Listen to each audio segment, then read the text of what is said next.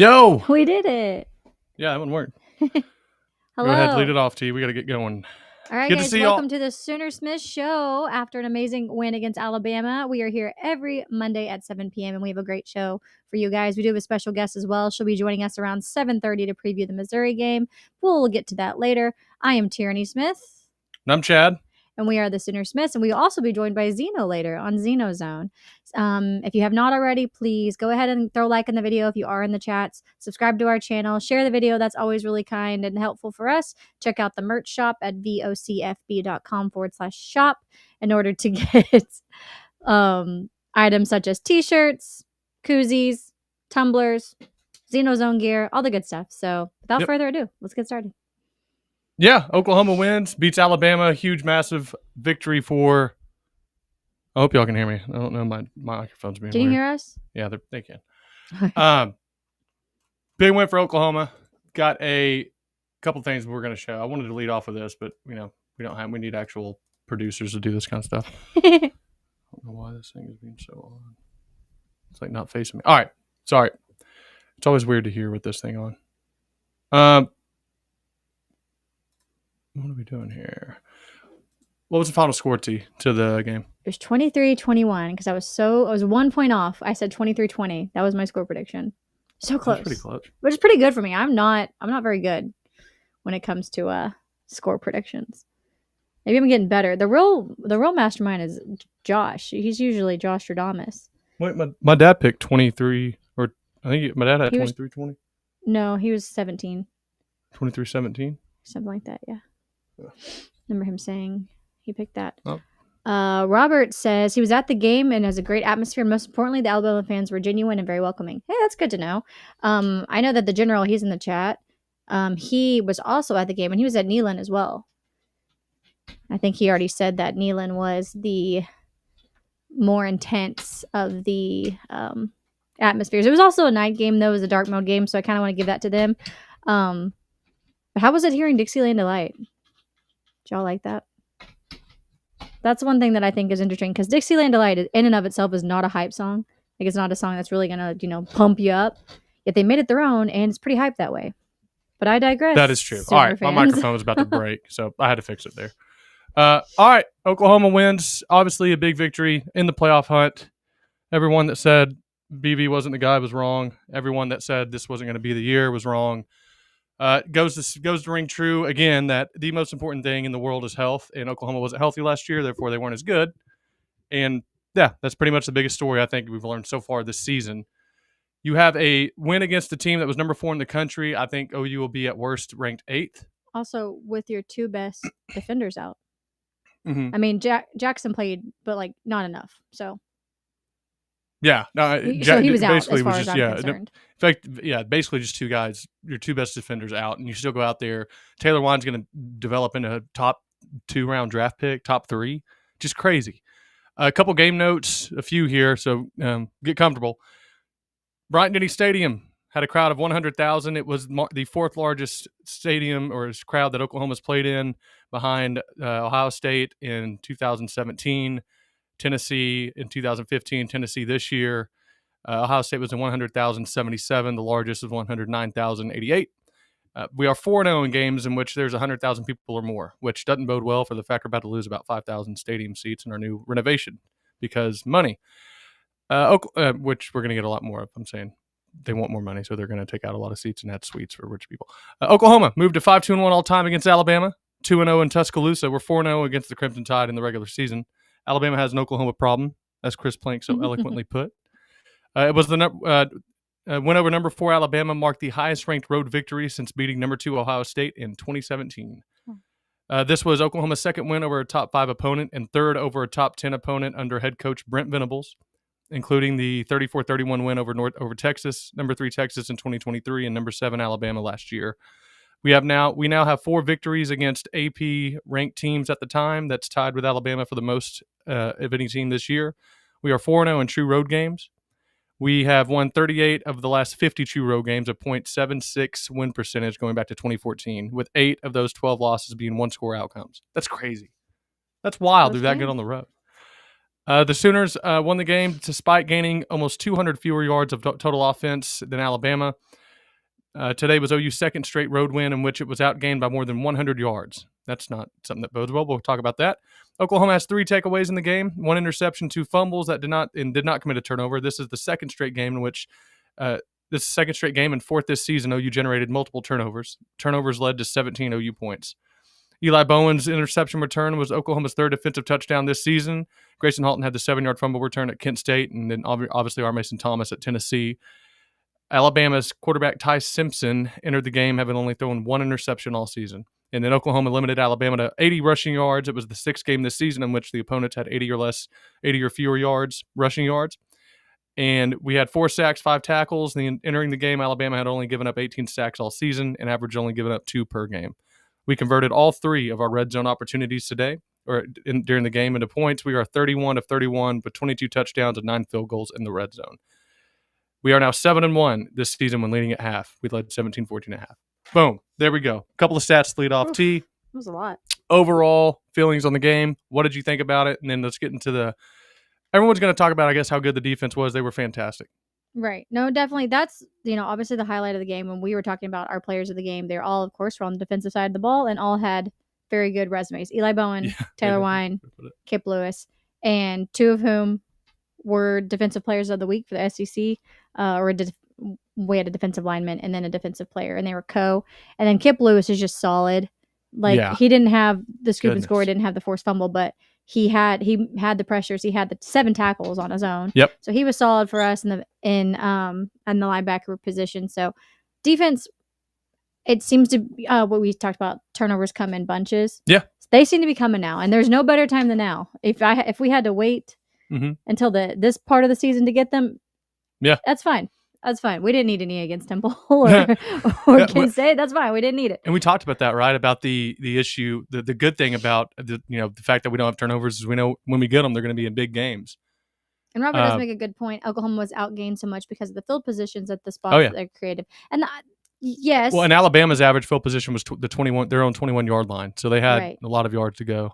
Right. So I get what he's saying too there, but also we can all say that the offense left a lot to desire. Oh yeah, we'll get to absolutely.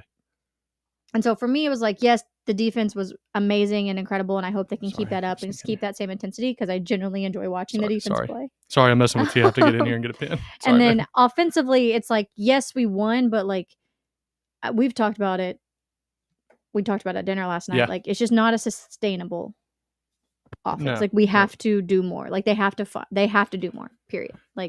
This is stay on the defense real quick because we're gonna skip around too much. We said my overall thoughts. Oh well, okay, that's fair. I just don't want to get to the defense because I want to get to those. I want to make up those points and then go through kind of what we thought. Okay. Kip Lewis, you mentioned him, had a game high 7 tackles, a career high 2 sacks, and a QB hurry. His hurry was credited on on Eli Bowen's interception. He has 3 sacks on the season, 4 in his career. In the last 2 games, he has, I think, 17 and a half tackles. I was trying to say sacks and tackles. 3 sacks. I'm trying to find this stat here by the great, I think it's Doug Brodus that sent it out. Just to your Kip Lewis point. It's weird. I wish I could. It's like of all people that didn't get the Defensive Player of the Week award. I think it's because he didn't do anything flashy. So he didn't have the forced fumble and a blocked field goal, and he didn't have a pick 6. Right. It's not but he was on our channel, The Voice of College Football Oklahoma. He was our player. Absolutely. He was our MVP of the game because of the moments that he stepped up. Yep. I wish I could find this stat real quick. Shoot. It is something about Kip Lewis on his last 2. I don't know. I'll have to find it again. But his last 2 games, he's been awesome, and I think he's playing free. I love his mindset, how he kind of acts during the games. He's a big energy guy. He draws, I think, a lot of people. He motivates a lot of other players around him. Cortland Guillory had another good game as well. 5 tackles, his 3rd straight game with at least 5 stops. He had 6 at Ole Miss and 7 at Tennessee. Jaden Hardy had his first career forced fumble, which is awesome to see. That video, that sideline view or end zone view of Ryan Williams, his ability to stop and go is probably the best that I've ever seen in my life. It's insane. My dad made the point. He looks like one of those baby deers that you see because they're skinny legs, but they're so quick laterally. It's hilarious. It's true. And then of course Hardy comes out of nowhere with the most perfect punch ever, and just the ball goes flying out. I'd be surprised if I flying. should have looked it up if Ryan Williams has had any turnovers like that, if he's fumbled it this season or like ever. I don't know. I know he had an issue with the drops, but that's not turnovers. So that's a Yeah. good question. I have no idea. What is your? I guess we can. Go into the offense now. I mean, overall, I mean, what do you? We talked about the troubles we're having offensively, and it seems like we're just kind of we've settled on a vision, on an identity on offense, and we talked about the issues with that. Right. So where my issue lies too is there were several times when we got into, I call it scoring position because we have Tate Sandell, but also like scoring position as you can get into the end zone. Yes. And it's like we just stall out.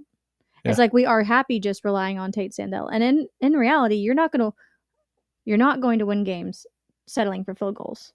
You can win games with a good field goal kicker. That's not what I'm saying. I'm saying though that can't be your goal. And so or we'd shoot ourselves in the foot, such as when towards the end of the game we have a chance to go up by 5. Right. I mean, really, you could go up by more than that, but let's say we're just settling for the field goal. We get a false start. Right. So that immediately takes it back, and then we get an intentional grounding. Yeah. So it's just like things like that just can't happen. And then like early in the game when we settled for 3, I mean, we were at the 30-yard line to start our offense. Yeah. From Satinga, and you get a field goal. And you made it, I believe Burks made it to within the 20. We're definitely in the red zone. Mm-hmm. Didn't get a touchdown. And so there were several times it's like we get into the 30-yard line and it's like a stall. Towards the end of the game again, we settled for another field goal when we had 3 run plays. Yeah. And then he missed Giovanni. I guess technically it wasn't a run play, but Mateer had his happy feet and just took off laterally. And then even when the defenders got drawn to him, he could have tried to throw it to Giovanni. And again, like you said, it's almost like they've told him, just don't turn the ball over. Yeah. So don't take that chance. Yeah. So it is what it is. Because, I mean, you did get the win in this situation. I just don't think... I think you're making it a lot harder on yourself than it needs to be. Yeah. Your offense definitely has to show up. Yeah. I just want to read these couple stats here. The Kip Lewis stat was 17 tackles, 2.5 sacks, 3.5 tackles for loss in those last 2 games. So just killing it. Also, Oklahoma, only 4 teams by Mike Houck. Only 4 teams since 1980 have won at Alabama and Tennessee in the same season. OU this year, LSU in 2011, Auburn 2004, LSU 1988. The Sooners are the only team to do it in consecutive games. So they're peaking. I think someone mentioned it too. They're starting to peak. It looks like at the perfect time, and that brings. I think it really just matters. Or for me, on the offensive side, I just realized like they are. You got what? I forgot my drink. That's want some water? Yeah. There you go. Thanks. She's parched. For me, on the offense comes down to what your goals are in the season, because if it's just to win games or win games close. And to maybe get into the playoff, squeak in the playoff, and maybe win a game, then okay, I think we're good enough to do that. If it's to win a national championship, which the offense is only a few, 3 or 4, adding 3 or 4 explosives a game to legitimately being a national championship team. And if they find a rhythm on offense, Ohio State's really good. But you're also, a little bit of that is you're just banking on them, banking on the fact they've been pretty good. You haven't seen them play, I don't think, a good team yet. And except, I don't know how good Texas is either. I think if John's not injured in that game, we beat them.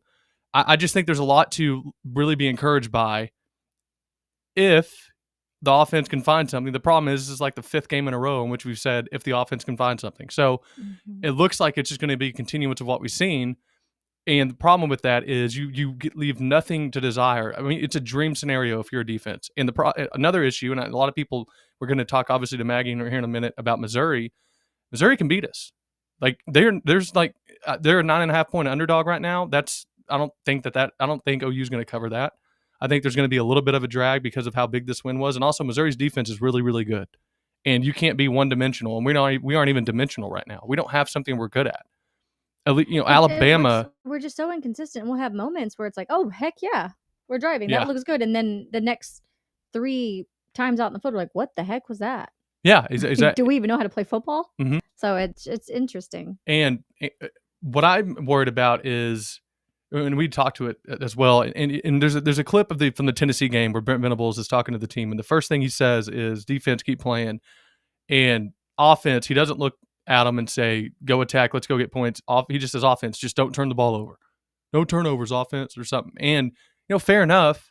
I know that the idea is field position, get your kicker in field goal range, and let's get points there. The problem is you're going to lose games when you do that. Oklahoma should beat teams like Georgia did, Texas.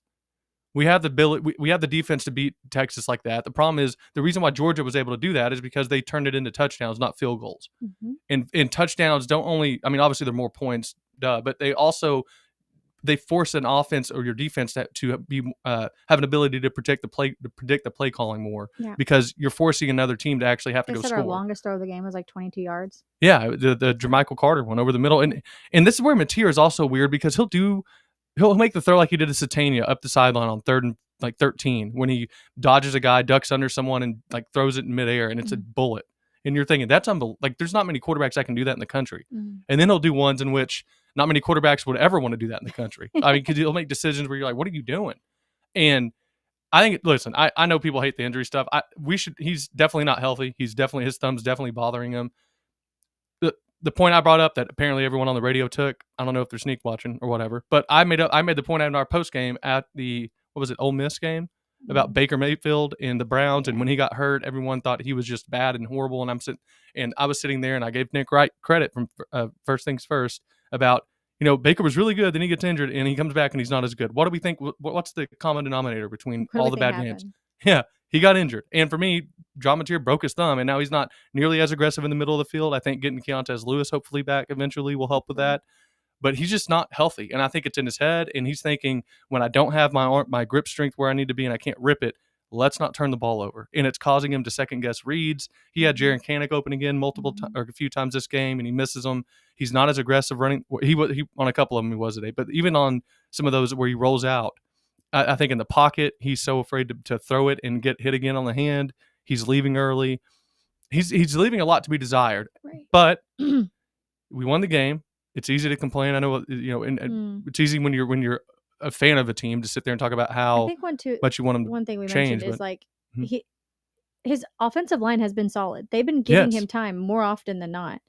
And it's like he just can't get over what happened earlier in the season when he wasn't getting any time. So it's like he can't.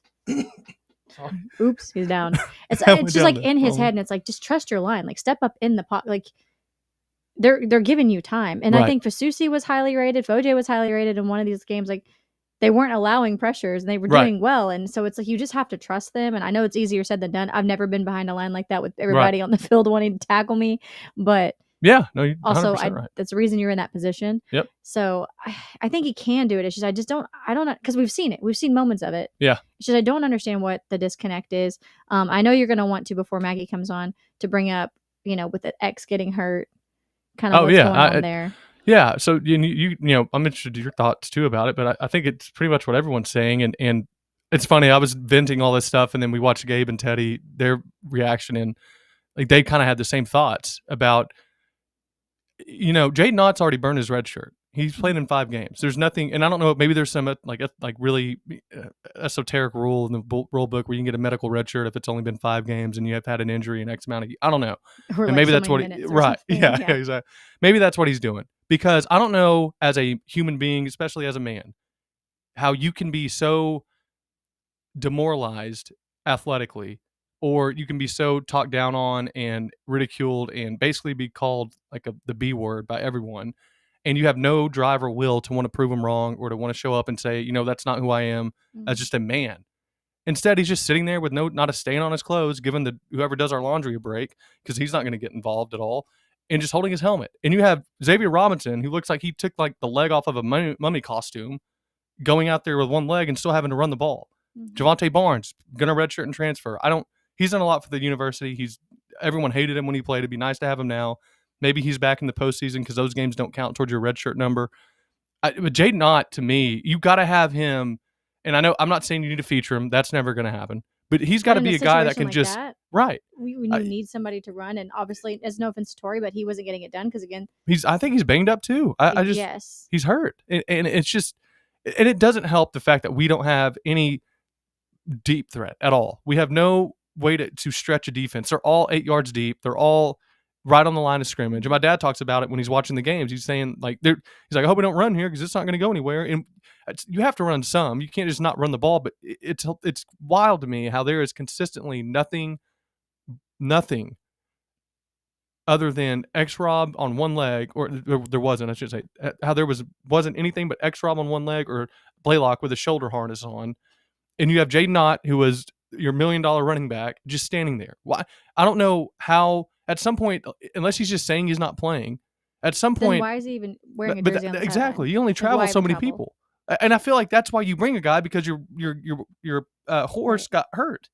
Like, he was on one leg. I mean, it looked like even when he got up and after running, he was like stiff-legged and like limping. It wasn't him. It was yeah. And to me, that's why you bring that guy. Concerning, because why would you want to put a guy in that situation and risk further injury? Right. If it's something that, was obviously pretty bad, and now you're risking it being worse. So now we don't have him for the next 2 games in any postseason games we have. Yeah. That, I don't know. That was a very weird deal to me. I mean, I was happy to see him go back out there. Yeah. Because to me, I'm like, okay, that's great. So they must know something that's not as bad as we think, but like, that's clearly not good. Yeah, I agree. I also wonder, just kind of overall on players, I don't know if R. Mason Thomas plays this week. I might hold him I don't know. I mean, you never want to take wins for granted. Right. But I think you saw enough to say, especially with a quad injury, if he injures that again, it's then what? Yeah. And I don't know how long it'll be. A few weeks until even if you beat LSU. So if we beat Missouri and LSU,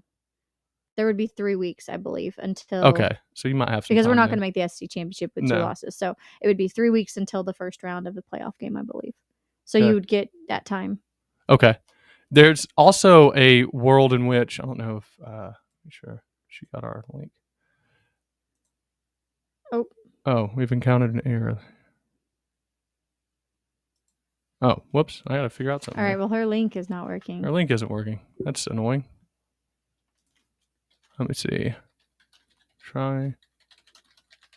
Seems that you don't have. That's weird. I don't know why. Were we not on this whenever we had invite guests? Let's see. Copy. I'm sorry, guys. We're having to do this. It's okay. If y'all want to see Maggie, we're going to have see if this works. Fingers crossed. But oh, yeah. I sent her the link that says editor and instead of the one that's guest. All right, there cool. That would help. Right. But before we move on to her, let's go. We'll just check out some of your comments really quickly. Oh, that's MIZZOU. Oh, looks like we got somebody here in the background. Yep. At least we didn't see any jump passes. That's true. I'm tired of seeing that. I don't understand that. I hate our scheme joke routes, no running game. We are way too predictable. Exactly. From Believe and Be Saved today. Yes, I agree. But also I don't know if what's worrisome is that it's one thing if they're just not executing because they're missing assignments. It's another if they're not executing, or if they are executing, and that's just what the talent level says you can do. I think the problem with that is you saw them as although Auburn's not good in terms of a team, they have a good defense. They have multiple NFL guys on their front. They have multiple NFL guys on their defense. Michigan has a good defense. We took a shot multiple NFL guys. Game. Ole Miss 33 yards to Satania to lead off and do nothing after that. I just don't get the. And one thing I hated, Deion Burks gets in and he has a couple quick receptions. Looks like it's going to be a game for him. I hate the crossing patterns whenever you're in the red zone or whenever you're in, especially the 10-yard line and in, because the crossing patterns are made there to hopefully get linebackers to expand and get off their spot. They're not going to do that when they only have to guard 10 yards. And we do it, and we ran it right over the middle, and he just tackled for like a 2-yard gain. I hate that stuff, and we do it consistently. But there is a world in which if they do figure it out offensively, you're going to look at a team that has a lot that's going to be, very scary for a lot of teams to play. And I think Maggie is in the background now, right? I don't see her. She's there. Maggie, we don't see your camera if it's on or not. Oh wait, it's not on. It's turned off. Your camera is. If you can hear me, sorry. Let's see. Also, I love while we were waiting, I was just going to shout out to our members such as Steve. What's up, Steve-O Rolo? Hello, Brian. He did say that was our first from the college football. I know Stacy's in the chat. XOXO Sooner Girl is in the chat. Williams, Boomer129. 1982 Boomer. So it's good to see all you guys, our regulars on Monday. It's always nice to continue building up this community. Ask Maggie if OU is a rivalry. I think she would go with no, because I think I've talked to her about that. But I don't know. I guess we'll ask her.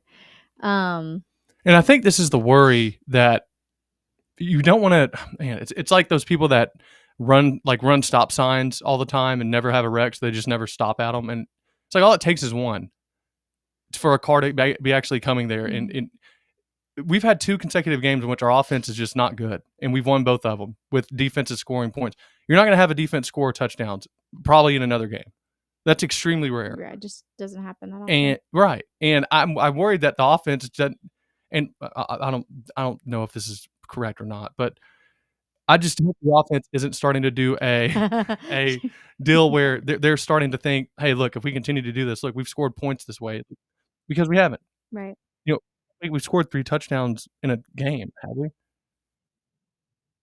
Offensively? Yeah. Well, I guess maybe. Well, I mean, in like the SEC, not like my bad, not Look, against don't put me Hip on the spot like that. But if we haven't got to 30 points offensively with us. But anyways, Oklahoma's going to have to be one thing specifically these next couple of weeks. If the number one threat to Tigers is habitat loss, the number one threat is going to be the Oklahoma Sooners. And to represent the first Tiger team we play, the Missouri Tigers, we played Auburn Tigers. Okay, well, I'm talking about the first of the next 2. Oh, which is why I said the next 2 games. Dang. Maggie, what's up? Hi. Sorry, that was wild. That was a wild adventure getting that to work. I was like, Sorry Tierney's about gonna that. see. No, Tierney's gonna see all these text messages from me, like it's not working. But I'm here. I just checked my text messages. And I didn't see anything from you, and so you had to have been sending those right after I checked. That's yeah, funny. or they didn't. No, this says they went through. But I'm glad I'm here. Yeah, thanks for joining us. We appreciate it. And I did see the is OU a rival message. Well, I heard it. I couldn't see it. It's a weird situation because by the basic definition of rivalry, yes, they are. Like they've played, I think, 97 times, and we've been in multiple conferences together, which is crazy. We're not each other's most hated teams. We're not each other's top 2 hated teams, right? But I think overall, the fan bases, they don't love each other. I think that because they were in all the way back to the Big 8 together, that they just know each other pretty well. I get OU's viewpoint of it's so lopsided that no, we don't consider it a rivalry. But you have to look at it like if you consider Oklahoma State a rival, that's more lopsided than the Missouri one. So it's just one of those. I think it has the making to be a pretty good rivalry. I'm not sure if we're really up there yet, but it could get there. To be fair, there are some Oklahoma fans that won't consider Oklahoma State a rivalry either for the same reason. I just think rivalries are. Do you have a dislike for? I mean, it helped like a reasonable, not like a legit dislike, but do you dislike a team and want to beat them? And if they can give also, I dislike every team we play and want to beat them. Well, I say I dislike them. That's strong. But There's some teams you do want to beat more than others. Yeah, but I don't think I would want to beat Mississippi State, but I don't know. It's it's different. Yeah.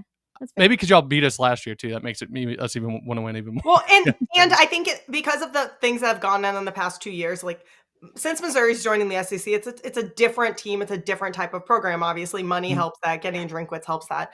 And we're fighting for recruits with OU. That wasn't something that happened back whenever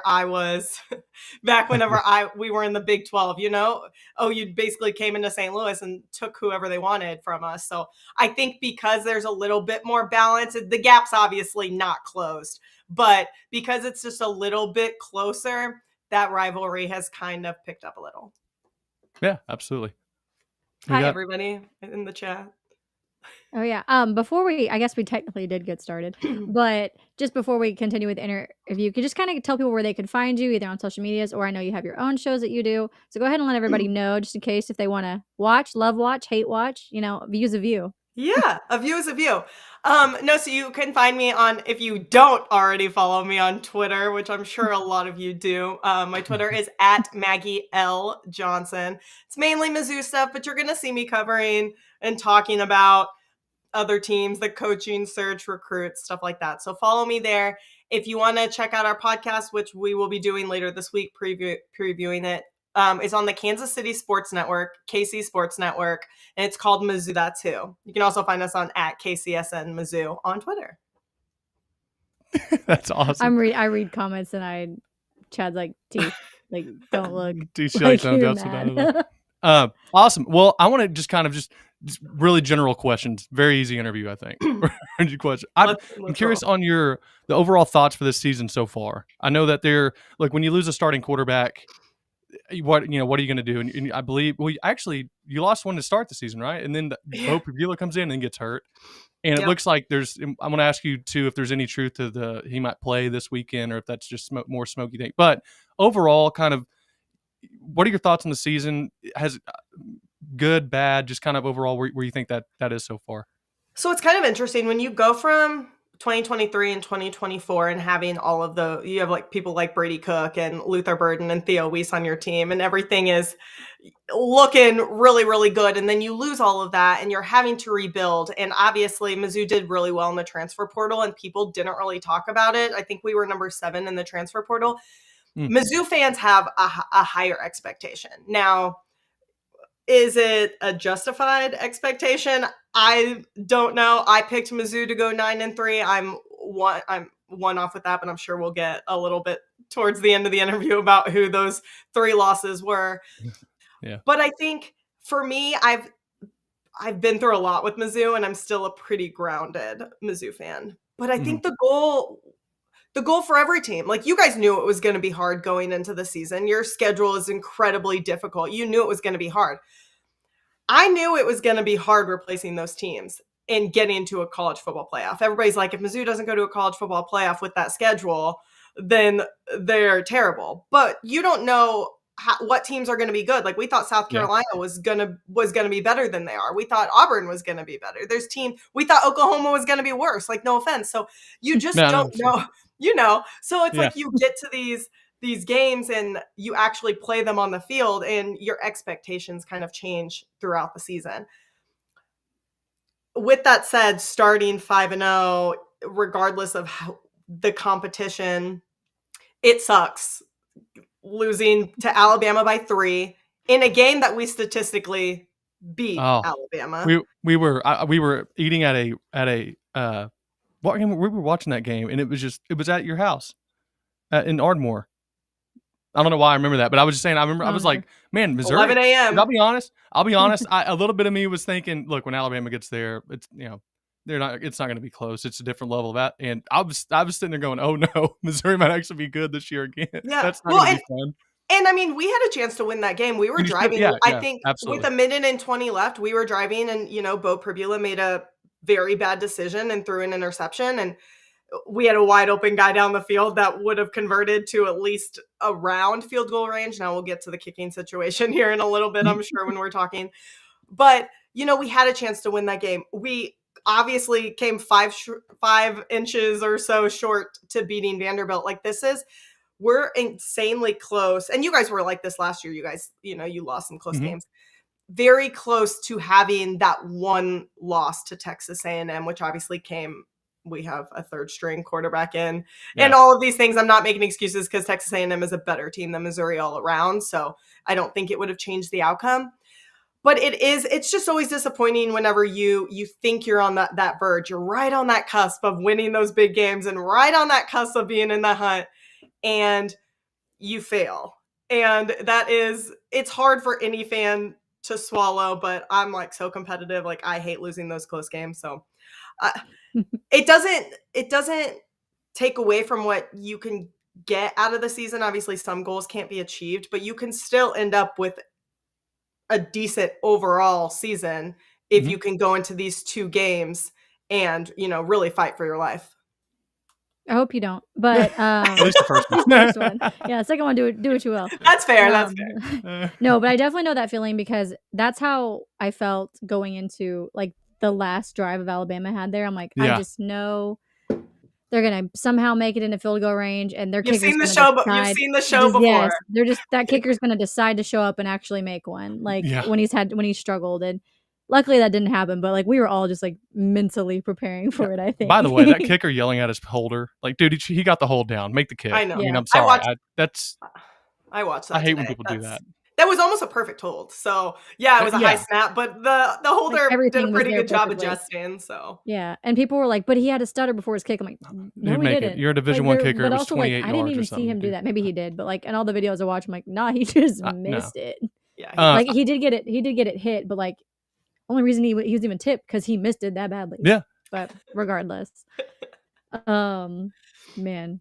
I'm just looking at best Maggie Brahms treat. Oh, it's an Oreo shake, and I cannot wait. I'm tearing one up this weekend. I have where I lived in Southwest. My dad is a Missouri Hall of Fame football coach. Like we've traveled, we grew up, and we moved around a lot. That's awesome. And we lived in a place that had a Brahms, but I haven't had it since I was in like elementary school because it was only in Southwest Missouri. Because obviously goes down there. I think there's one in Fayetteville, and then they're all like in Oklahoma and whatever. So yeah, I haven't had one in forever, and I've already sent a text message to my girls that are going, and I'm like, we're going to Brahms. So I'm sorry, I don't care. Oh yeah, no, the ice cream's delicious for sure. One thing you had mentioned. Oh, do you have? I want to.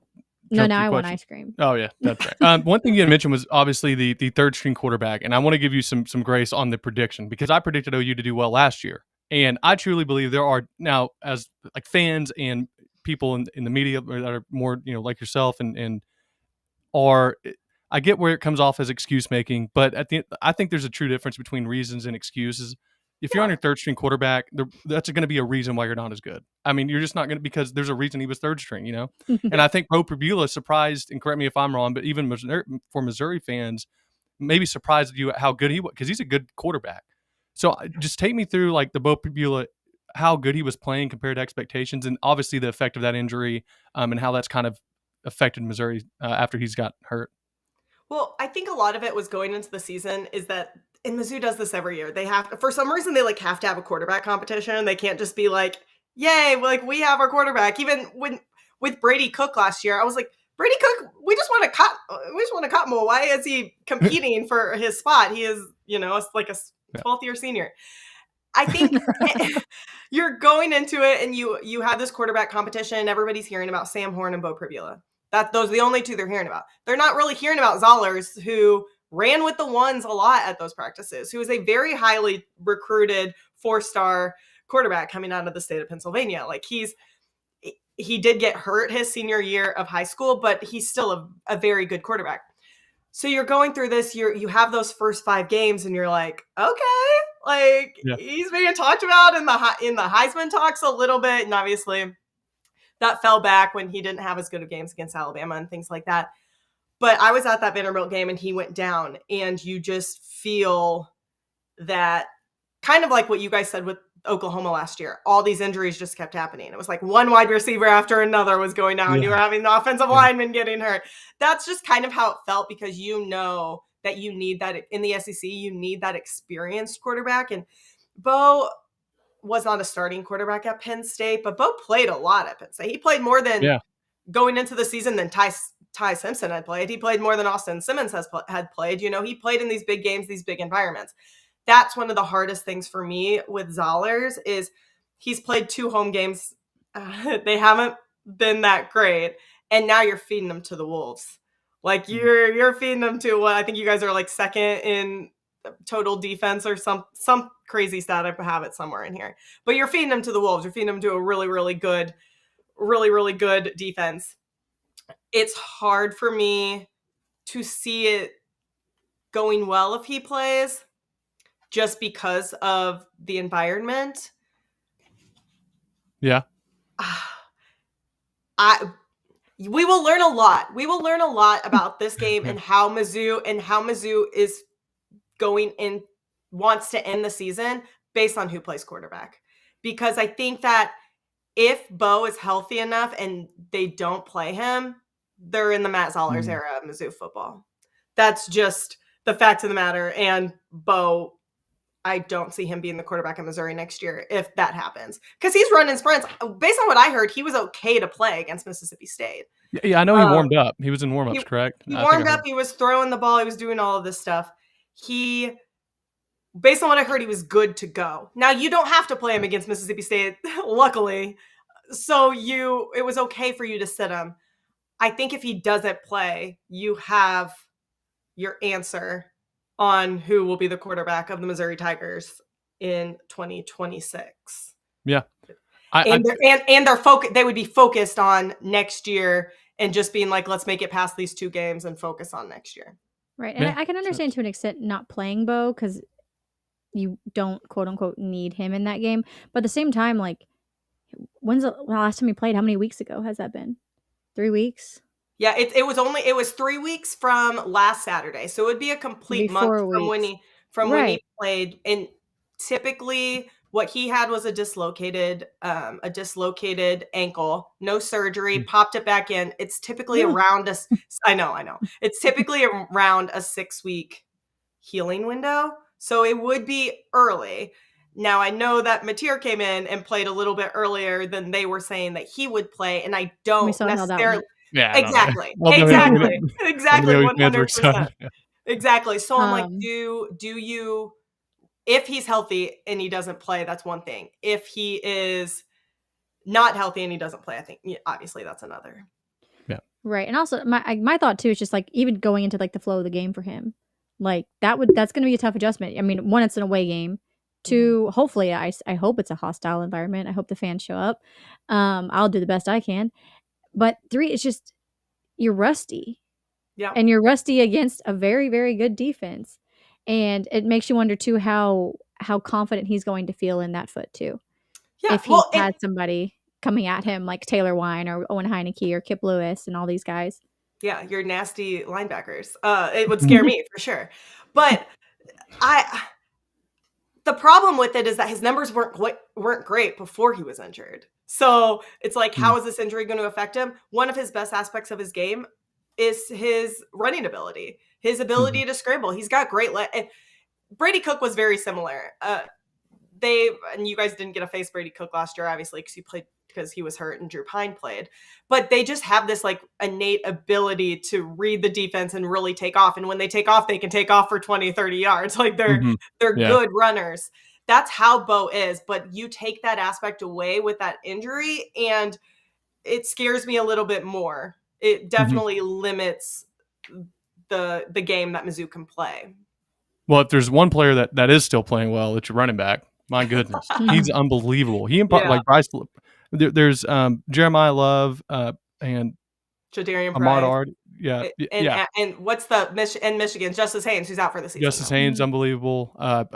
Kewan Lacey from Ole Miss. I mean, those kind of there's a few that are. Kewan Lacey was at Mizzou last year.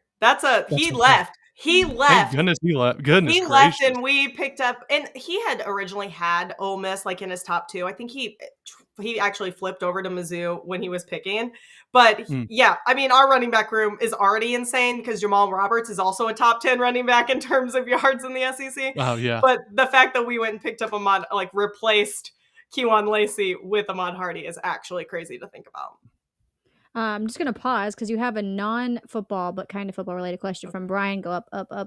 Sorry. There. Maggie, you're coming to the tailgate. What is your go-to morning drink at a tailgate?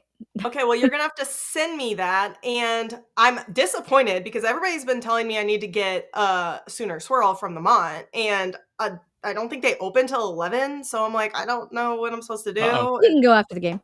Yeah, I'll have to go after the game. But that is on my list. That is like the one like must-do thing that's on my list because everybody, I don't know if I look like I drink a lot, but they're like, you got to go get a Sooner Swirl. So I'm like, okay, I'll go get one of those. No, I think that's just what everybody recommends when they come to Norman. Yeah. It's fair. I say Trops. I go to Trops you probably see me. I'm at Trops like every Friday. So I get it. I would say mimosas are great. I'm always down for a morning margarita for some reason. And then espresso martinis. So. No, it's T. Yeah, T loves them too. She misses them. We got a few more months. Yeah. So we've talked about a little bit about your offense. We know like the running game is good, and which is, I guess, in a way a benefit to Oklahoma because we've been quite good at shutting down running games. But how are why did I just blank out? Well, I was going to say the one gift you have, especially in this game, is our offense isn't great. Yes, and your defense is good. Defense. I mean, how am I trying to switch to this? We're very similar. We're similar teams. Honestly, we're very similar teams. I've been tweeting at OU fans, I'm like, dude, Missouri's defense is really good. Right. It's not like this is a given win. You turn the ball over a couple times and it's going to be a bad day. Yeah. But tell us about tell us about your defense. If there's any injuries there, or just how that's been going for you guys. Yeah, the defense has been really good despite all of the offensive struggles. I was actually looking at that today, looking at how good your guys' defense and all that is. We actually allow 1 yard less per game, but we give up 4.4 more points per game. But I mean, that's it's really not that much when you consider that we've both played cupcakes and, there's things that skew those numbers a little bit. But they're really who's been keeping Mizzou in these games. We have a really, really good front seven. The front four is insane. It's like, well, Darius Smith and Damon Wilson are transfers from Georgia. So you already know that they're like monsters. They're huge. You got Chris McClellan, who was a transfer from Florida. You've got Zion Young, who you guys, I'm sure, know well. He was the one that did the scoop and score on Jackson Arnold at the end of that game, at the end of that game last year. So, no, our front four is scary. Then we have Josiah Trotter, who is a linebacker transfer from West Virginia. It's a really, really good front seven. Now, the secondary isn't awesome. Luckily, we've been able to get so much pressure and cause so much havoc that the secondary hasn't hurt that much. Their numbers are actually decent, but they're not probably as good as they appear to be, I guess you could say. So, I mean, if I'm Oklahoma, I know you guys were talking about not really taking shots down the field. I would probably go for a couple of them. I mean, do some of those play actions and just take those shots maybe on a 2nd and 5 or something like that, just to keep the defense humble. Yeah, right. Same. We're not ever taking shots either. But the thing with Mizzou's defense is they are going to bend. They've only broken really once, and that was against Texas A&M, and that's just because our offense couldn't do anything with Matt Zollers. You know what I mean? And at the end of the first half, like it was 7-0 with like a minute left, and Zollers did some weird fumble that went right into the defender's hands, and that caused A&M to go up 14-0. Otherwise, Mizzou's defense played great in the first half of that game. They held Diego Pavia to like 130 yards against Vanderbilt. It's a very, very good defense.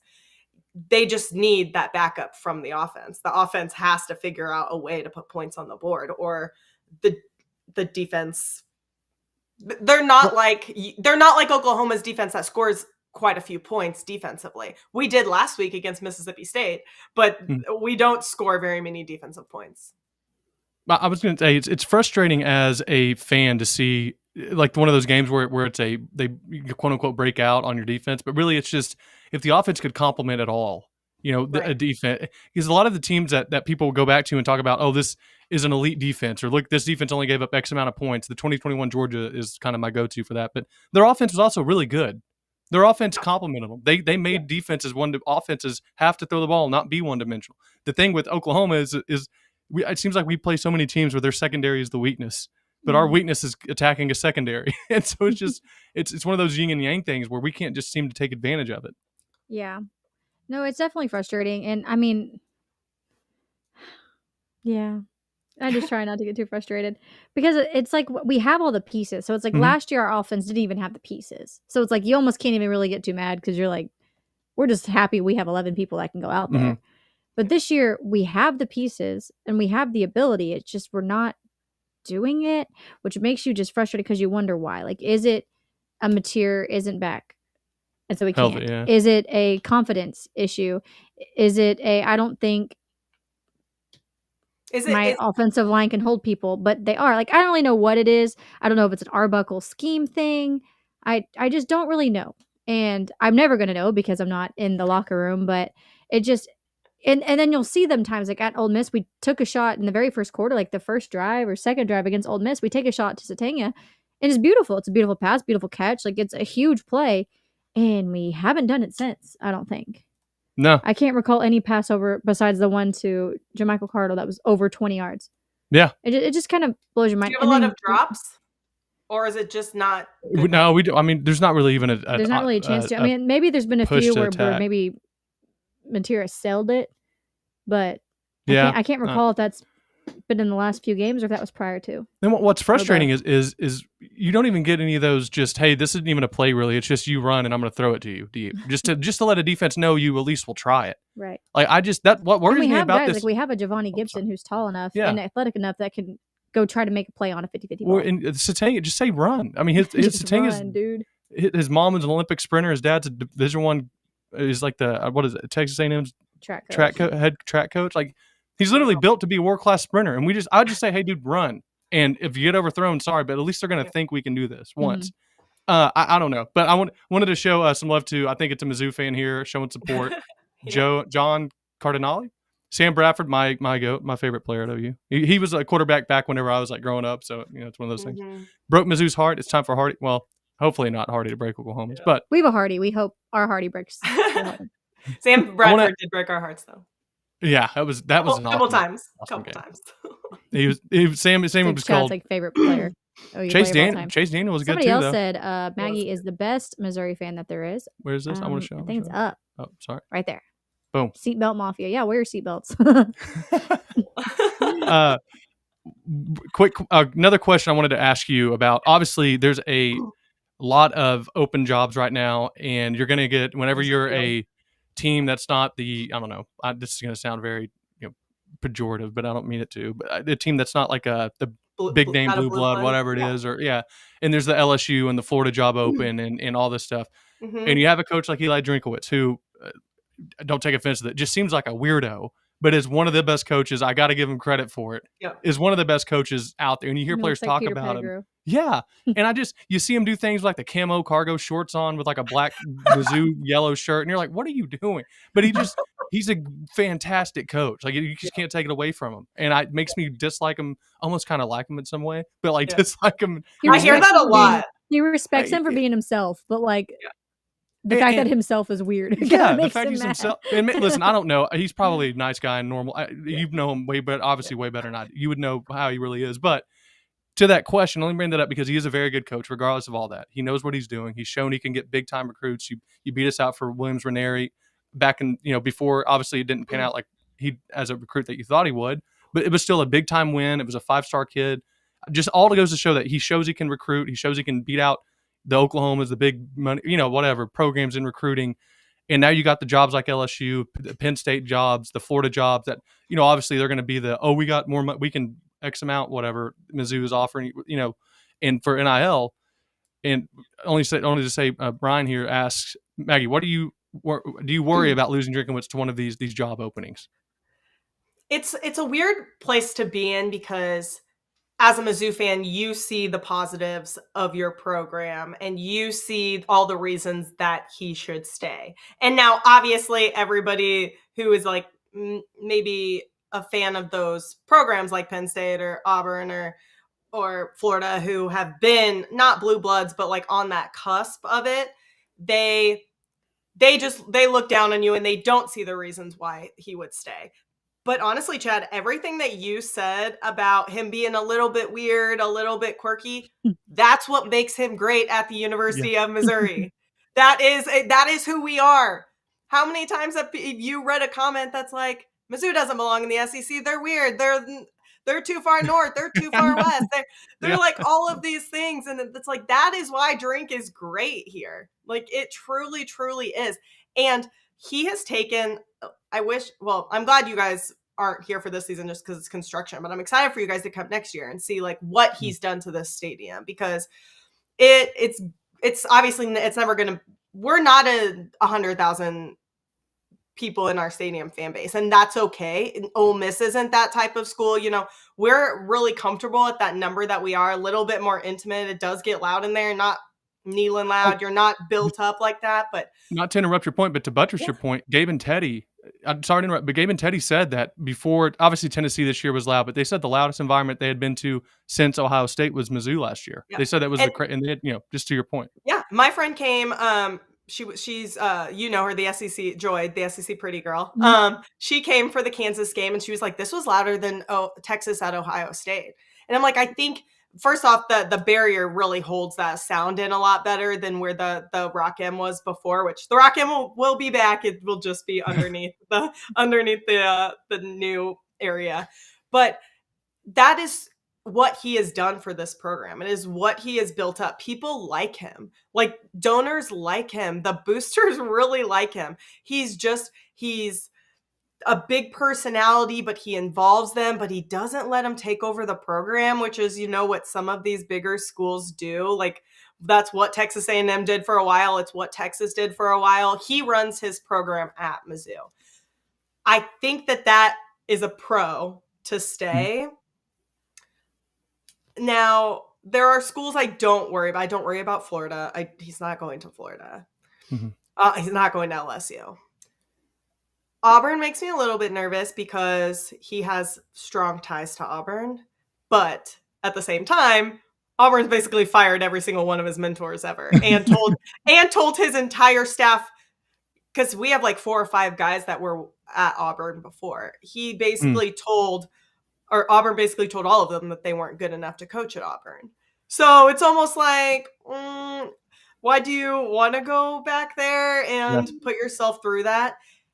And the question you have to ask yourself is, are these ideal programs anymore? Are these programs that you have such a massive advantage at over Missouri anymore? Because I'm not so sure that you truly do. I mean, obviously, I think LSU, you always will. It's kind of like I was talking about earlier with closing the gap with OU. Like, we're never going to fully close the gap. We're never going to catch up. But you can close it a little bit. And he has closed it. Now, I saw somebody use the analogy, do you want to have to hike all of Mount Everest, or do you want to have to start at base camp? And that's kind of a similar thing. You can go to Auburn and Florida and LSU and start at base camp and have a little bit of an advantage. But in the end of the day, there's one national championship. And do you have that big of a massive advantage at those schools to where it's worth that risk? Because those schools are keeping you if you're not winning within the first 3-4 years. You're donezo. Right. So there's different ways to look at it. I personally think that he's a great fit at Mizzou. I think he can keep taking Mizzou to the next level. He's built a lot at Mizzou. But I wouldn't be entirely shocked if he went to like a Penn State or something like that. But he just has to hope he doesn't get himself into a Lane Kiffin situation where Lane Kiffin went to USC way too early and then had to dig himself back out of the hole and go down to FIU or FAU or wherever he was at, before he went and worked for Saban and then found his way to Ole Miss. It's so true about your point about are these jobs what they were. I think since obviously NIL came in, the term blue blood and all that, that has a little bit of cachet, and I think it does have some value retained to it. But really, to me, and tell me if you disagree or you do, Maggie, but to me, it's if you're in one of the top 3, or even the Power 4, if you're just in the Power 4 and you're at a university that will spend money and they say, hey, we have donors that want to be good. They've told us we're going to invest, we're going to spend a lot of money. If you're at one of those places and the fans love you, you're kind of their person, that, like you were saying, it's like his idiosyncrasies are why he fits in with Mizzou, right? And you look at Texas Tech, it's almost like the blueprint of what they did. They get the double eagle guy to come in who just sold his company for $5 billion. By the way, exactly the same thing I'd be doing for Oklahoma if I did that. Tyranny would hate it. We'd have the same house, but I guarantee you we would have every single player that's ever stepped foot on a football. But besides that, but my only point is you're 100% right, I think, at least, and maybe I'm curious your thoughts, but if you're at a place that just values, that's at a big conference where you can recruit, you're not going to be a automatic qualifier at the school and be able to do that because you just don't have the cachet name-wise. Mizzou does. They've been at SEC. They're in the Premier Conference. And I think, like you're saying, with the investment that they're going to get if they keep if Drinkowitz stays there, and I think he notices that too. You could compete just quickly. Ole Miss turned their program around last year with just portal guys. Now, they had to spend the money to get them, but if you're at somewhere that will, you can. Mm-hmm. Yeah. We're really like, I look back to 2023 and some weird stuff happened. We were supposed to get, Jaden Daniels was on the cusp of signing at Mizzou and some stuff happened. You look at that, Mizzou gets Jaden Daniels, they're in the SEC championship, probably. Yeah. They're likely, they're a national title contender easily. So you look at when you're one player, you're like that one player away, that one position group away. And it's like, what can get you there? Drink's already a top 10 paid coach. There's schools, Mizzou can pay the same amount as these other schools. We have a top 10 NIL collective. It's not, Mizzou's not struggling. It would be nice to get a little bit more of these, like, there's not a lot of Fortune 500 companies in the state of Missouri, but there's like 7. It would be nice to get a little bit more support from them, and Drink has made that clear. And so I'm hoping that that's kind of, if he stays, he'll go after that. But I do think that Mizzou can get to that point once they build up these facilities and they're like, look, why do you need to go to these schools? Like, we have everything. He got us a beautiful indoor practice facility.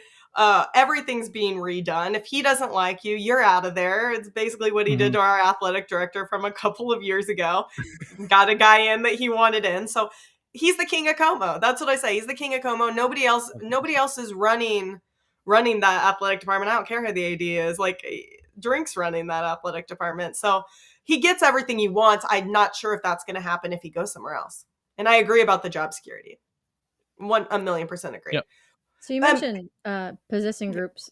Mm-hmm. Oh, did you have a question? I can hold mine. No. You're good. Oh, so you mentioned position groups. You kind of teased us a little bit with your kicking game. Now I want to know what's going on there. So 2023,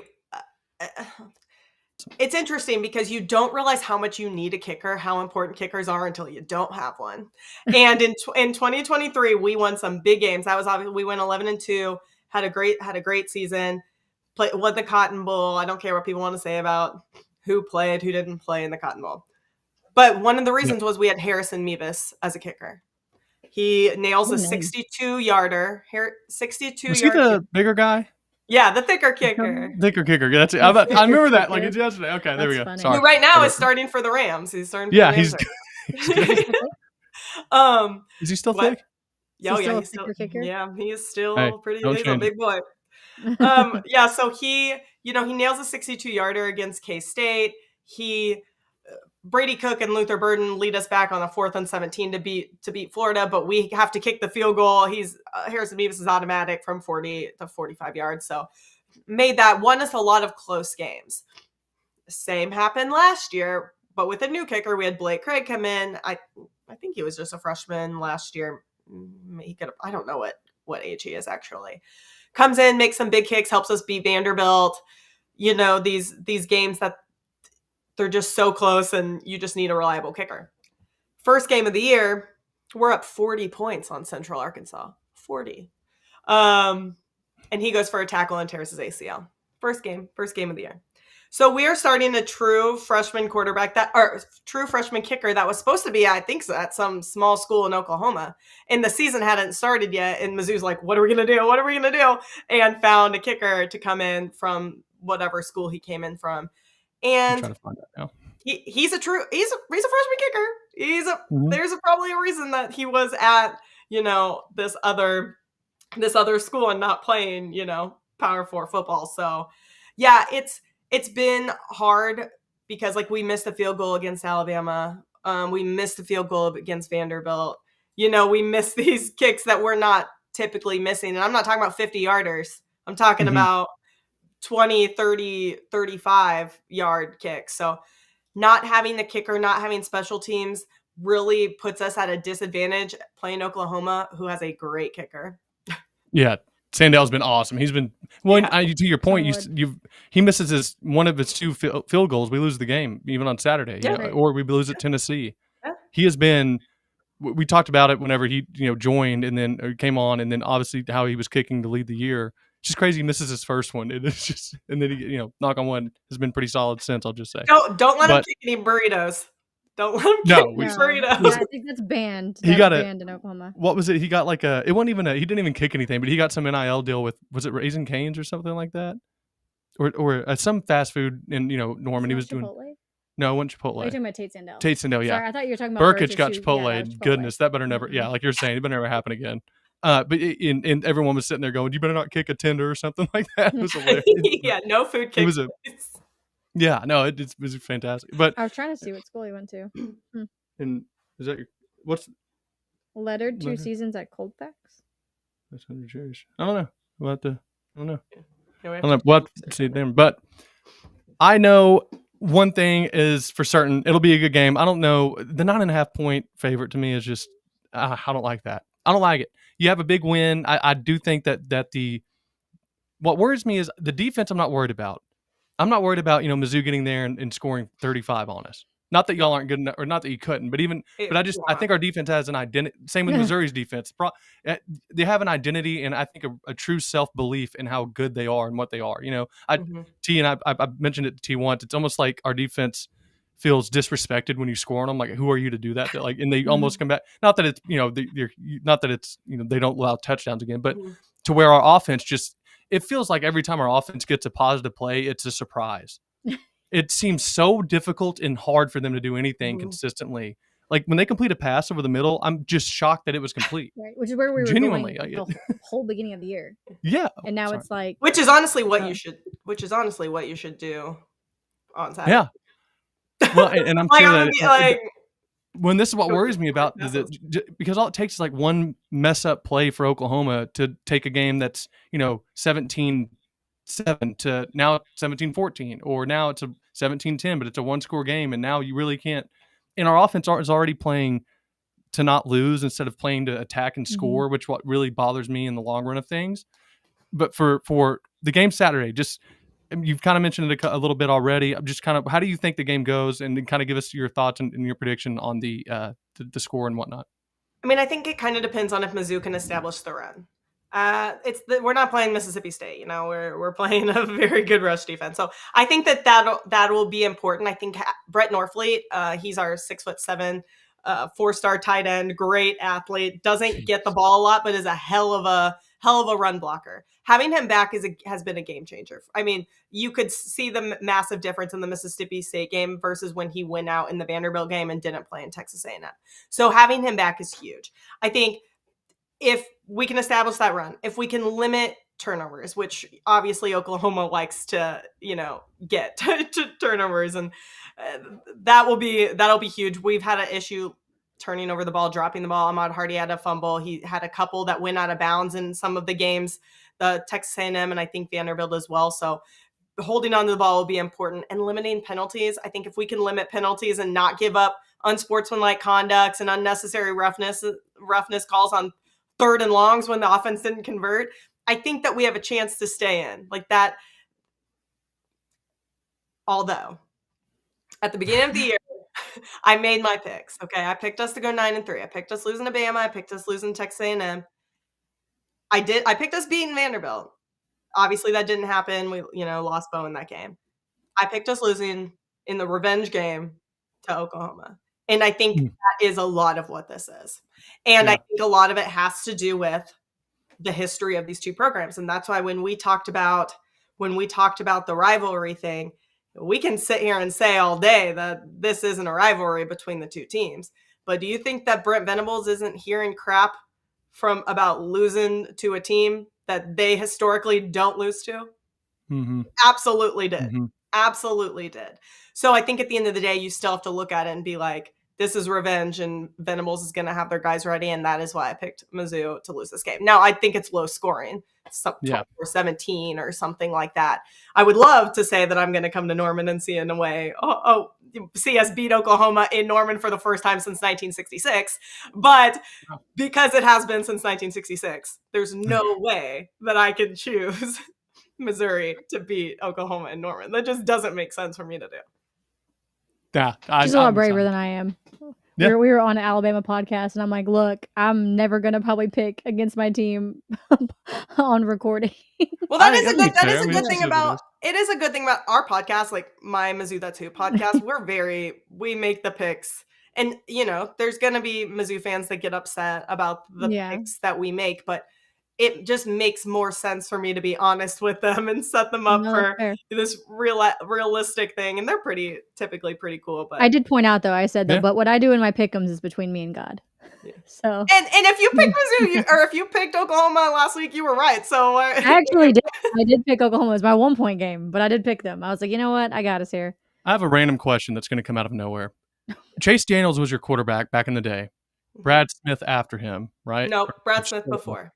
Brad Smith, Brad Smith graduated in 2005. Chase Daniel was a freshman. Brad Smith's senior year. Was he? Oh, okay. So I'm thinking of a different guy then. Where was Brad Smith from?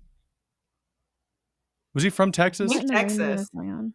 I think he's from Because Texas. I think I've watched Chase Daniel, South Lake Carroll play Denton Ryan, but I don't know if it's the same quarterback. I don't know. It made me, and it's clicked that I was like, I think that might have been Brad Smith. Why I don't do you know. these things? I watched it with my dad back in the day. Remember when South Lake Carroll used to always be on the television? They were like number one team in the country. Well, Chase Daniel was the South Lake Carroll quarterback. And he was and then who was after him? Was it McElroy or was it McElroy and then Yeah. Riley Dodge? Yeah, after that. Yeah, I mean, Todd Dodge's son. it's been insane. It's been insane at South Lake Carroll. So It has. I don't know. I don't know. I'm just I'll just curious. chalk it up. I was too Brad young to Smith's remember cold, that. by the way. Goodness. Oh my God, I'm glad he's not just in the background at MIZZOU somewhere waiting to play. Well, it's funny because we were talking about Ahmad Hardy's rushing for 300 yards, which is, I think I think they said he's only the second player to ever do that. And I think Brad Smith is second or third in the rankings he rushed for like 270 yards in a game. He's a quarterback. He's a quarterback. Wow. He was good, man. Yeah, it was a different time back then. He was from No, he might have been. Wait, I'm thinking he might have been from Ohio. He might have been a different guy. Oh, well, I'm thinking. Anyways, I'm like Blaine Gabbert, St. Louis. Maddie Mock was from Ohio. Blaine Gabbert was cold too. Yeah, Blaine Gabbert came. He was after Chase Daniel. Yeah, he was okay. Okay, well, awesome. Little throwback MIZZOU quarterback history there. There we go. I can barely remember Oklahoma history of quarterbacks. So we got the game at 11. What is your kind of? Sorry to keep you so long. I didn't mean for. I got nothing. I got nowhere to be. Awesome. And by the way, I don't want to jump your questions. I'm trying to be a better host. I have the gift of gab, so I talk too much and attention deficit. So I interrupt T a lot. I'm trying to not do that. You good? I'm good. All Go ahead. Couple games this weekend. Zeno Zone's picking a few. Do you want to ask her some of the Zeno Zone ones? I thought that'd be fun to kind of. By the way, just so y'all know, I haven't made my. Don't give away any secrets. I won't. If you guys, y'all are doing better than me. So if you listen to me and take my advice, that's on you. That's your own fault. I don't know if any. Well, some of these games I think are USC Oregon. I think is pretty cool. But we have Oklahoma Missouri. So I think you already answered that one. Yeah. USC Oregon. You could win a lot of OU fans now if you don't pick one team. I believe it's at Oregon. I'm going Oregon. There we go. And just so all the OU fans know, I was very anti Lincoln Riley when all that went down. That's about when Twitter Spaces just like came out, and when I met all the OU fans, Travis Davidson and all that was around that time. And I was very vocal about not supporting Lincoln Riley. I think he's a coward. That's why I thought it would be very funny that if he, when you heard his name kind of circling around LSU, I'm like, couldn't he have done that years ago? And he was like scared to do it. I don't know. I don't see him coming to the SEC. He very much did not want to go to the SEC. Yeah, so I don't know why he wouldn't. So he didn't, and then he ended up in the Big Ten, which is the irony of it all. And now he might end up back in the Big 12. But Pitt and Georgia Tech. While you're thinking of this, just it is also at Georgia Tech. The people scheduling doing yeoman's work to keep Notre Dame propped up as if they're some good team. It's just so frustrating. They lose their first two, and it's just, they're never going to need to be in a conference because they get gifted they're just going to go, they're winning out and be in the playoff again. I will say that is one of the frustrating things to me about being a Mizzou fan, because when Mizzou had 2 losses, we'll put Texas in here. We'll go with Texas route. Texas went from the number 1 team in the country to unranked to ranked 11th in the first CFP, or 11th or wherever they were, right around Texas. Swing, yeah. That isn't insane. That's insane. Like, and it's not like they have crazy great wins. You know, I mean, they obviously beat Oklahoma, which is a good win, but and then they just went and got clobbered by Georgia. They're to me are 2 overtimes for Mississippi State and Kentucky. Yeah, right, exactly. A team that we just beat by 21 points. So that bothers me because a lot of it plays into the names of who they are, and that's how I feel about Notre Dame. They want Notre Dame still doesn't have to play a conference championship. It's just like, come on, what are we doing? Mm-hmm. What are we doing? Absolutely. Make some forces. I'm actually going to. What's the spread on that? -2.5 Georgia Tech. You know what? I'm gonna go with Pitt. Let's go with Pitt. Let's make We'll take a bold little pick there. Pitt's coming off of that big loss that they just took, but they can, keep Georgia Tech out. So let's go with Pitt. Yep. All right. BYU Cincy. BYU. And The John Smiths. Joseph Smiths, my bad. Joseph. Not Mormon. Sorry about that. Joseph Still Smith. pretty basic, but last one that Zeno was picking from is Louisville SMU. Or is it at SMU? I believe it is at SMU. That's going to be a good game. Yeah, Louisville's so athletic. Of course, another 11 a.m. game. Why are all the good games not in good time slots this weekend? I'm gonna go with the away team. And SMU's kind of been bothering me anyways because they're mad that Mizzou's ranked 22nd, and I'm like, it doesn't freaking matter. It does not matter. It's not like we're sitting around 11 or 10, 11, and you're fighting for your life. 22 does not matter in the CFP AP polls. Like, it doesn't matter. Yeah, so I'm gonna go with Louisville just to be a petty. This is me. Fair enough. Awesome. Well, I don't know. Do you have anything else or any other? All right. Well, we will let you get out. Thank you so much for joining us and hopping on. It was really nice. It'll be nice to meet you Saturday too. Are we going to the general or tailgate? I guess we'll meet her there or whatever. Yeah, we're gonna try. We're gonna try. We are. I don't know. You were a little bit harder to get around in the morning for 11 a.m. games. So, but Derek and I, my brother and I, will definitely be there. I sometimes work in the morning. To be fair. Well, it's 11 a.m., so you can't get too much work done before that. So exactly. Yeah. Well, he did say I did warn him. Oh gosh, I did. Gosh, I did warn him like early in the season when we had some 11 a.m. games because we were just pretty much making it at game time. Mm-hmm. I was like, Mizzou's already at 11. I was like, Maggie's gonna be there. I was like, so that 11 a.m. game, we're gonna get there early so at least we can like meet her and tailgate with her. And he said, okay, that makes sense. I'll be there for that. Yeah, I'll be there. I think I'll be there. I'm putting a camera for that. I think I've maybe secured parking too, so hopefully won't have to Uber. So I'll keep you guys posted on what's going on. I'm gonna try to get there around 8. So okay, we'll let everyone know where they can catch your podcast, your preview show coming up, and then all that stuff. Yeah, go subscribe to our page. We're at KCSN Mizzou. I think that's our YouTube page too, but you can find it on the KC Sports Network YouTube page, and then follow if you can't find it there. That should be where it is. I share all this stuff on my Twitter. Come follow me on Twitter. I'm a good time. Yeah, I was gonna introduce you as some of you. I was gonna say some of you love her, some of you love to hate her, but she's here anyway. It's good for you either way. Yeah, and interactions, comments to comment. We're here for it. They're just contributing to your NIL fund. Yeah, exactly. You know how it is. Absolutely. All right, Maggie. Well, thank you again for joining us. We look forward to officially meeting you in person on Saturday. So we hope until then that you have a good week. Yeah, thanks. Loved it. Bye, guys. Bye. She's awesome. And that's the people some of y'all are hating on. Yeah, dude. On Twitter. How great was that? Man, she knows her stuff too. Jeez. Yeah, you haven't noticed that on Twitter? It's just not cool to see it and talk and see them just her articulate it. It's like, man, doesn't miss. Hey, by the way, Zeno zone we're about to get to. He's 41-21 on the year. That's so much better than my pick'ems. Not mine. No, dude, T is tied. You're leading. I'm in first. My dad's in second. Yeah. Derek's in third. My brother's in third. How am I? I'm like in 20. I need like the bragging. problem is, I need this win. My brother said, I'm only like 3 points behind you. I said, I know, stay there.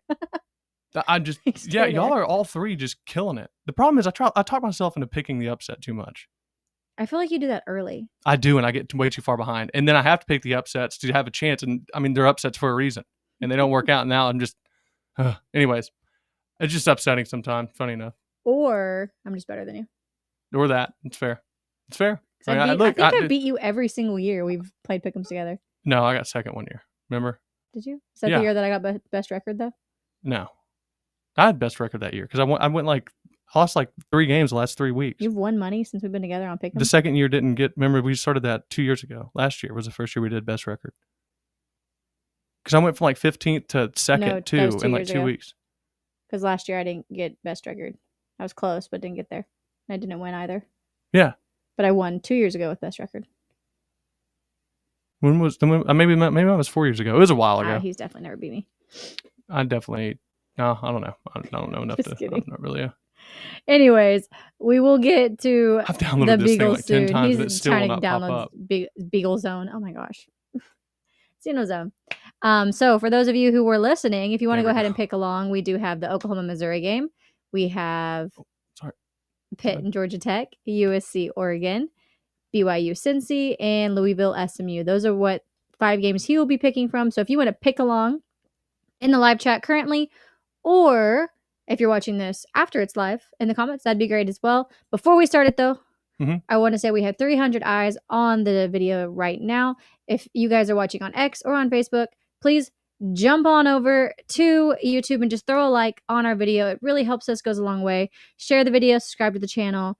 And whenever we get out of here, if you could leave a comment. Stacy's pretty much the only one that consistently leaves comments. So yeah, she's the only one that stays long enough for us to not be live and to leave a comment. And those really do go a long way with us and getting the word out there. So please, please, please help us out with a cherry on top. And without further ado. Wait, side note, if you're still here, I want to shout out D-Rock Irish. It's cool to see a Notre Dame fan come in. Thanks for so much support. He left when we started talking about how bad it. Oopsies. Yeah, that would be cool to see his. All the way, we play like a champion as us. Anyways, Zeno zone. Without further ado, the What do you got? Beagle.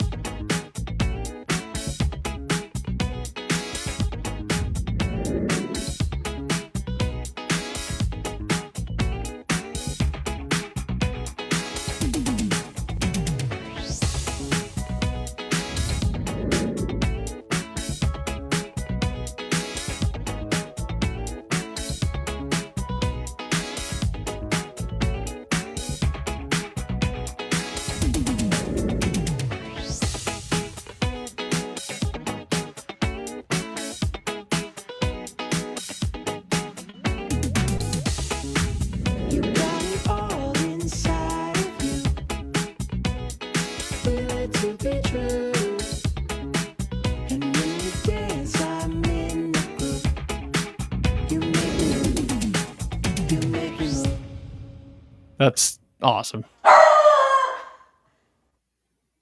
Do we have bloopers? No bloopers this time. He actually played along. That's fantastic. I guess he liked what he saw. He's back on the bandwagon. So. What is it? I want to just show this real quick. This is hilarious. Where's the I'm ready stance? Boom. This is I'm ready. Can you zoom in here? I don't know. Can you? Oh, that was almost bad. We almost spilled something over here. That would have been not fun. Let's see look at that live action shot. Look at that. Yeah, the BYU one. I was literally just getting set up when he decides to take off. That's why the video was so short. I was like, ah! And like press play real fast, but was able to get the shot of him choosing BYU because look at that. And he's got good form covering the treat up, unlike Kip Lewis, unlike Kobe McKenzie covers a football up when it's fumbled. Oh my gosh. I said chestnut checkers over here. He knew that Eli was going to pick it the next one. Very true. You did. You called that. That was hilarious. Well, T, anything else that you have want to mention or anything? I don't know why this does this every time. Does that? I know. I'll highlight us. I don't think so, right? I think we hit everything. Do we hit any cool tweets? We had we were the Pop-Tarts Crazy Good Team of the Week. So that was good. Somebody asked us what was your favorite Pop-Tart flavor. I did strawberry or wild berry. I like strawberry. I like the berries. I really liked Miguel Chavis. He highlighted the because Taylor Wine was the SEC lineman, or I guess no defensive lineman of the week, and he said 3-star out of high school, redshirted, special teams guy, redshirt freshman year, didn't start a game until redshirt sophomore year, lives in the building, coachable, honor roll student, loves football, loves the team, committed to effort and physicality, control the controllables. Like I thought that was just a really good shout out to the type of character that Taylor Wine has, and the reason we are seeing him have so much success, and it seems like every game truly getting better. But then he comments back, elite coaching. So I love how the team really does seem to stick together, and I love Chavis. He's always on the sideline, hyped. Maybe because he's also still young, and and you see it again even more with Owen Heineke. Look at his come up story. You know, I wanted to show this video. I don't know. I don't have it because it's on Instagram, but it was Grayson Halton seeing BV after the game and hugging him, and you see everybody. He's like, "I love you so much, Coach. I love you. It's for you." He's like, "This one's for you, for you." You know, it's like, man, they love playing for BV. And also in his post game interview, Mateer said, like, we play for a good human. We play for a really good man. Yeah. And like when you love your coaches, you want to play better for them. I've had coaches who I didn't really care for as much. I promise you I was not as motivated to play for them as I was like my high school basketball coach. Absolutely. Like if Coach Todd needed me to like put on a uniform today and go play for him, I would do my hardest. Mm-hmm. The problem is neither him nor I are in the business anymore. But I just if you that's another reason why I think BB is a guy, because he can motivate these guys to want to play for him, especially the defensive players. We have Eli Bone was the co-defensive player of the week. Right. We have co-special teams player, which there should never be a co, but Tate Sandel's got that co, which might as well be the Tate Sandel Award. I think that's the third time he's gotten it this year. If he doesn't win the Lou Groza, those people need to be almost said a really bad joke. Michael Fasusi versus Alabama. He had 29 pass block snaps with 0 pressures allowed and 88.2 pass block snaps. Now, that's awesome. And he has a good grade. I also want to know who is doing the gradings, because apparently Alabama was the highest graded offensive line in the country this last weekend. How that is a thing, I don't know. The people that didn't watch the game, but I don't know. Anyways, you also shared. I'm just sharing. We always tweet a lot of things at each other that we want to say on the show and then forget to. So I'm not forgetting today because there's some good stuff. So it said you can fake stats in non-con. You can't fake stats in the SEC unless you play nobodies. We won't point out anybody in particular. OU's defense has logged 65 tackles for loss in 6 league games, which is 10.8 a game, outpacing the 37 they had before the conference play.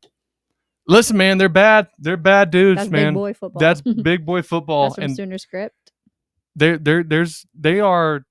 I mean, I've always said I wish I had it. I remember back in the Lincoln days, it's like you wish you had a defense where when you watch play, they intimidated you as a guy watching, like the Georgias used to, the Bamas used to. And listen, we're that. Whether or not that leads to the success they had depends a lot on our offense. Absolutely.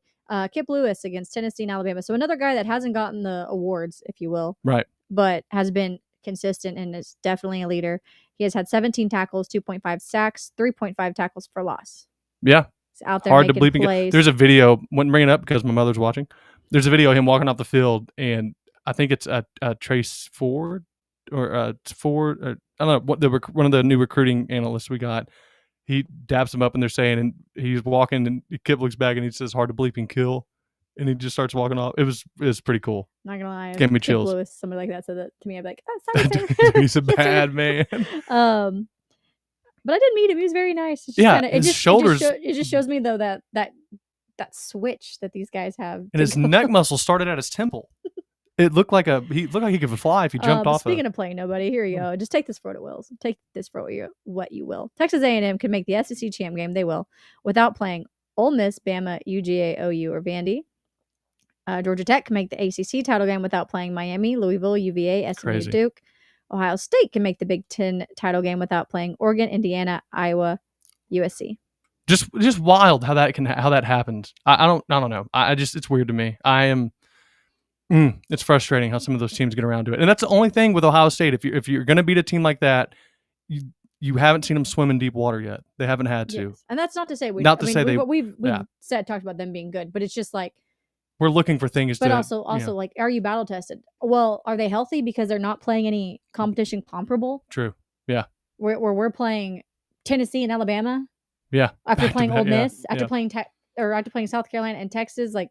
And it's like the teams were not that those are necessarily good teams, but they're physical still. That's it. You're perfect. Now you're following that up with Missouri. South Carolina is not as more physical, not more physical than Rutgers. Yeah, exactly. Like, come on now. And it's like you followed it up with Missouri and then LSU. Like both the last two teams have NFL guys all over their defense, and so it's like, man, it's going to get even more difficult, it seems, for the offense. But right now, I think we're slated to. If it started today, I think. Well, I guess it depends on Tuesday. I think we'll be ranked 8th. I think it could be Notre Dame 9. The Group of 5 team, I'm not sure. Again, we just disagree with that entirely, especially this year. I can understand Boise State last year, undefeated. Yeah. Great. Nobody in the Group of 5 deserves to be there. No, they're not undefeated. They haven't shown us that they have even a chance to win a game. Boise State, to me, didn't even show that. They had that really good Genti. Yeah. But even then, like when Penn State played, I was like, this is the easiest money I've ever seen made. Exactly. You think he's going to run the ball on Penn State? Like, no. And he had a couple good runs, but like that was not even competitive. And so to me, you're taking a spot from somebody that could have a legitimate chance. Yeah, exactly. But again, I guess if I was a fan of one of those teams, then I would argue that you deserve it. Mm-hmm. But it goes again. Then we go back to: is it the most deserving or the best? Yeah, that's always bothered me when they say the best. I don't. If you want to say the most deserving, I disagree with that. But at least then, like you're saying, you could at least somewhat justify putting in a team like that. But The same like the thing year with they the kept automatic bids are crap yeah, I don't like that. because you need to re-rank everybody and do that accordingly. Because again, like we talked about, Oregon last year had like the hardest path. Besides the they were fact the they had a seed. bye week, but the 1 seed had like the hardest path to get there. And I'm just saying, another team that has that's evil inherently had The easiest path. who was their first round game? Clemson, and then they had Arizona State and then Clemson, which Clemson kind of came back a little bit, but they weren't Clemson of the BV Dabo years. Yeah, definitely not. But yes, but whatever. Digress. We're not on the committee. No, and if I was, I'm letting flamethrowers go out. OU be right number 1. Okay. I'd say, listen, let's just no, I'm kidding. We wouldn't be. Actually, we'd be number 5 because then we would get. I think we get the group of 5 auto You looked it qualifier. up. You were like, yeah, I'd rather be a 5 seed than a 1 seed. And then you would get like Texas Tech. I think I don't know. No, you wouldn't get Tech. They'll be ranked too high. But I don't know. Yeah, like a 5 seed's better than the 1 because the 1 you start with. At the time, it was like Texas and then another team. And you're like, I don't want that. No, right. Like I don't want to play Oklahoma my first game. There was a matchup at one point where it had Oklahoma Bama again. There's a Bama fan that said I would rather swallow nails than play Oklahoma again, which I'm like, hey, thank you. Like that's a good compliment. Speaking of good compliment, the fact they had to run 3 trick plays against us, but just to get yards. That's when you know you're good. All right, you all rock. I hope you all have a blessed rest of the week. We always say if you have loved ones around, tell them you love them. It's always a blessing to be able to do that. If you're watching this post, tell us your favorite popcorn. Favorite Orville Redenbacher, solid. AMC movie theater favorite popcorn. Pop-Tart flavor, since we were the crazy good team of the week for the Pop-Tarts. And also, you can give us your score predictions or any other comments. Sorry, I knocked that down for you. Yeah, and other than that, let's get this dub. What are your thoughts on okay, we're back. queso without and with meat? Think it's better? Pause. It's better with? We had it over the weekend. It was fantastic. Also, let us know on that. I'll be totally honest. Right now in pregnancy, queso has not sounded like even that good to me. Oh, nightmare. So, but prior to pregnancy, I think I liked having our taco meat. I gotta say, I thought whenever we were filling. I thought whenever we were pregnant, I would be experiencing some issues. It's been really joyful for me. I haven't had to, not much has changed on our pregnancy, but I appreciate everyone asking us how our pregnancy is doing. And yes, we're pregnant. We're expecting in March, so we're really excited, and I can't wait for us to go the whole term. Anyways, y'all rock. Y'all, thank you so much again. It means a lot y'all watched. We will see y'all at the post-game reaction. Hopefully, and XOXO Sooner Girl says, are we supposed to comment after you go off air?